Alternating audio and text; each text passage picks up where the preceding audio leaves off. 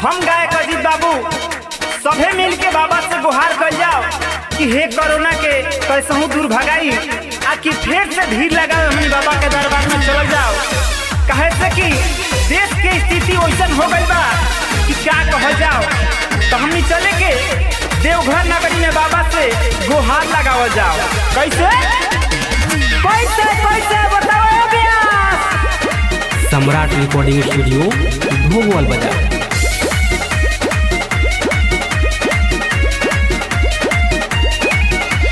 देशवा विदेशवा में मचल हाहाकार जी, भगत भी भइल बारे देखी ना लाचार जी। देशवा विदेशवा में मचल हाहाकार जी, भगत भी भइल बारे देखी ना लाचार जी।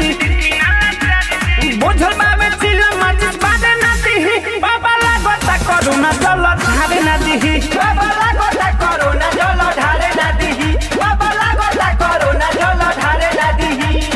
ओम नमः शिवाय, ओम नमः शिवाय, ओम नमः शिवाय, ओम नमः शिवाय।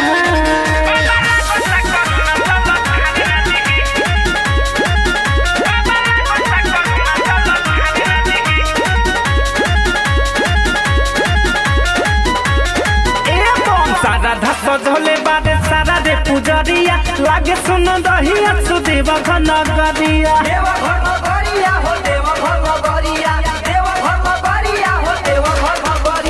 सारा सजले बारे सारा रे पुजरिया लागे सुन दहिया सुदेव घनगरिया।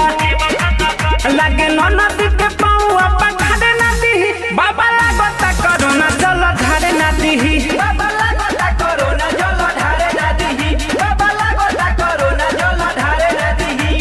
हर हर महादेव शिव शंभु, हर हर महादेव शिव शंभु।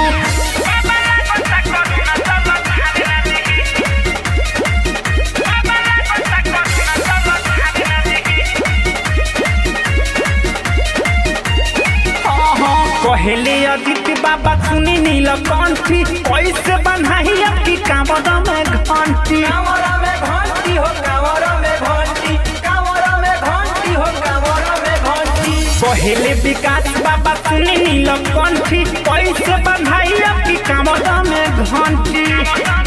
कहे सूरज कमल से दिया बादे ना दिही, बाबा लागता करुणा जल ढारे ना दिही। बाबा लागता करुणा जल ढारे ना दिही। बाबा लागता करुणा जल ढारे ना दिही।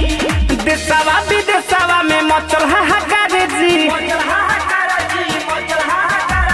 भगत भी भइल बारे देखी ना लाचार जी। देशवा विदेशवा में मचल हाहाकार जी, भगत भी भइल बारे देखी ना लाचार जी।